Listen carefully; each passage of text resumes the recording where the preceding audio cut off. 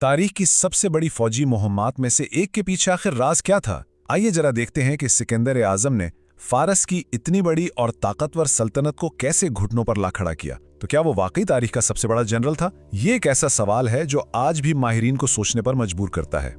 और हैरानी की बात यह है कि उसने ये सब कुछ अपनी सबसे बड़ी फतूहात सिर्फ और सिर्फ 10 सालों में हासिल की।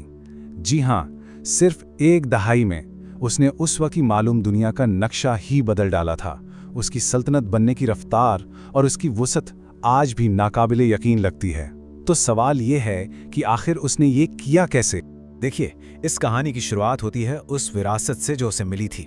सिकंदर की जहानत अपनी जगह, लेकिन उसके वालिद शाह फिलिप दोम ने कामयाबी की बुनियाद पहले ही रख दी थी।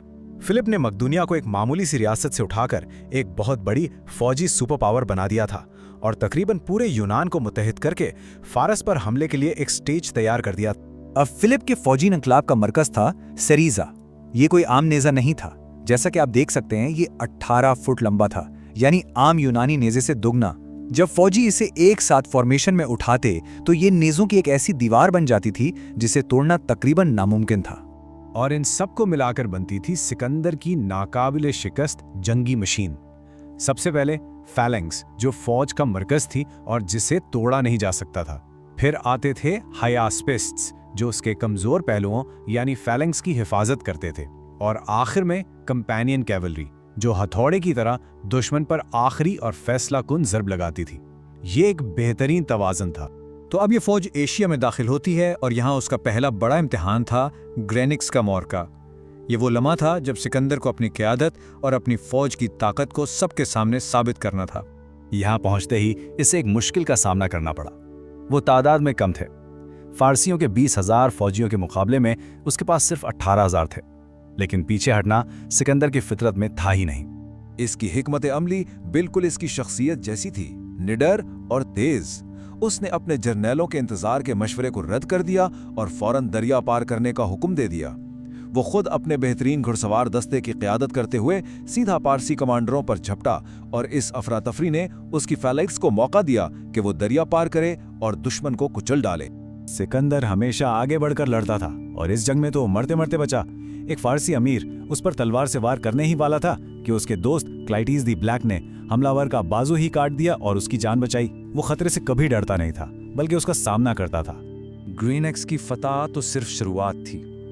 अब असल मुकाबला था फारसी सल्तनत के बादशाह दारा सोम से। और फैसला कुन मार्का गागामेला के मैदान में हुआ, जहां सिकंदर की जंगी हिकमत अमली अपने उरूज पर थी।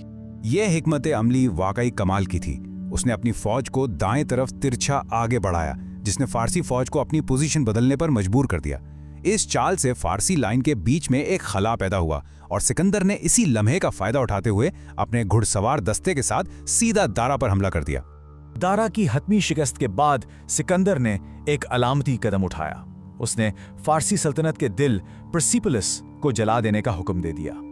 यह सिर्फ एक सदी पहले एथेंस को जलाने का बदला ही नहीं था, बल्कि फारसी सल्तनत के खात्मे का एक वाज़े ऐलान भी था।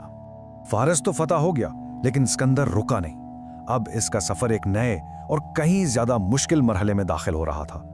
और इस बार इसका सबसे बड़ा चैलेंज कोई दुश्मन नहीं, बल्कि इसकी अपनी ही फौज बनने वाली थी।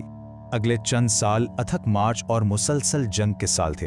वो वस्ती एशिया की गुरीला जंगों में उलझा रहा, फिर हिंदुस्तान की तरफ बढ़ा, जहां हाइडास्पस की जंग में फतह तो मिली, लेकिन इसकी कीमत बहुत भारी थी। और आखिरकार 326 कबले मसीह में उसकी फौज की हिम्मत जवाब दे गई। जरा सोचिए, 8 साल की मुसलसल जंग और घर से हजारों मील का फासला। आखिरकार उसकी फौज ने बगावत कर दी। वो थक चुके थे और उन्होंने मजीद आगे जाने से साफ इनकार कर दिया। ये वो लम्हा था जब सिकंदर को भी अपनी हद का एहसास हुआ। फौज के इनकार के बाद सिकंदर ने वापसी का सफर शुरू किया, लेकिन उसकी कहानी का इख्तिताम अब करीब था। तो चलिए अब बात करते हैं उसकी अचानक मौत और उसकी लाजवाल मिरास की। वो सिर्फ 32 साल की उम्र में इस दुनिया से चला गया, ठीक तब जब उसकी फुतूहात की दास्तां अपने इख्तिताम को पहुंच रही थी। इतनी कम उम्र में उसने दुनिया को हमेशा के लिए बदल दिया था। सिकंदर की सबसे बड़ी विरासत उसकी सल्तनत नहीं, बल्कि वो नया दौर था जिसे हेलेनिस्टिक एज कहते हैं। इसकी फतूहात ने यूनानी सकाफत, जबान और ख्यालात को मशरिक तक फैला दिया। और उसके असरात बहुत गहरे थे। اسکندریہ جیسے نئے شہر علم کے مراکز بنے۔ یونانی اور مشرقی تہذیبوں کے ملاپ نے سائنس اور فن کو نئی بلندیوں پر پہنچا دیا۔ اس نے دنیا میں ایک نئے دور کی بنیاد رکھی۔ تو آخر میں سوال وہیں آ جاتا ہے، اسکندر ایک ہیرو تھا، ایک ظالم حکمران، یا پھر دونوں؟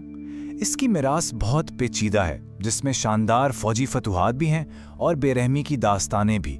یہ ایک ایسا سوال ہے جس کا جواب شاید ہمیشہ بحث کا موضوع ہی رہے گا۔